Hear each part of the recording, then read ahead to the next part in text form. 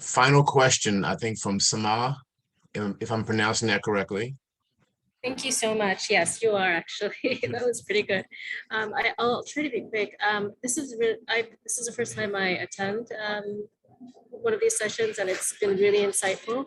My question just goes back to the volunteering topic. So if you come, if you're lucky to get a good volunteering role that like capitalizes on your skills and helps you build new skills, how would you, because I think you mentioned, I think it was you, Cathy, that you said that you were in a, or was it Cynthia? Sorry, because I lost connection and came back in. You said that you had a volunteer role that turned into a full-time role. So I got it. Oh, so I got it because they knew me. Mm-hmm. So, okay, so can you give some tips or suggestions on how you can transfer a volunteer role into a full-time role? Well, I gotta say one thing too, because we see this a whole lot, especially with Maryland. So most people for Maryland government jobs start out as a contractor, or a temp or something, and then they kind of test them out before they move them into permanent roles. So that's a really good avenue that a lot of people take. And I've done that. I've done temp to perm too. I think I've done it all. So honestly, I feel like I know what I speak because I've at different points in my life, I've had different opportunities, but I did do temp. And that's actually how I met the boss who called me to JCA to volunteer. And that's how I got to JCA. But, you cannot underestimate networking.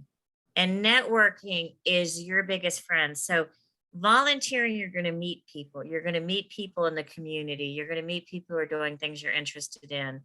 Anything you do where and put it out there. I love this expression, put it out in the universe.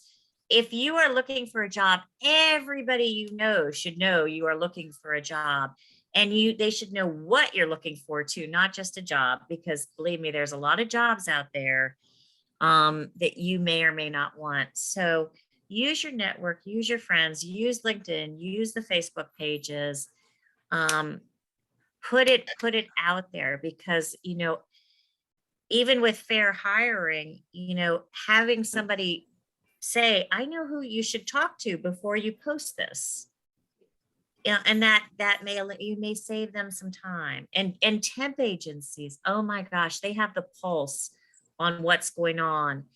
I will go to, I actually, if you haven't done this, there's going to be some temp recruiters that are going to hate me for saying this, but if you want some feedback on your resume from people who are talking to companies, go to a temp agency, go to one or two, take your resume, do their due diligence, and they will tell you what you need to do to get jobs. And then you'll get calls about stuff that you don't want. But if they know what you want, and you may find it that way.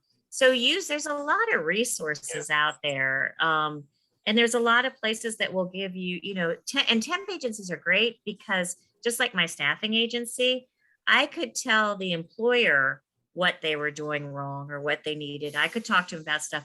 I could tell the individual, I could give them that feedback. But as soon as I became a recruiter, I couldn't do that anymore.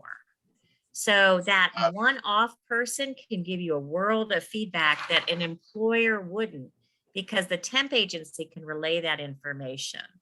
So if you have the time and the energy, I would definitely explore it.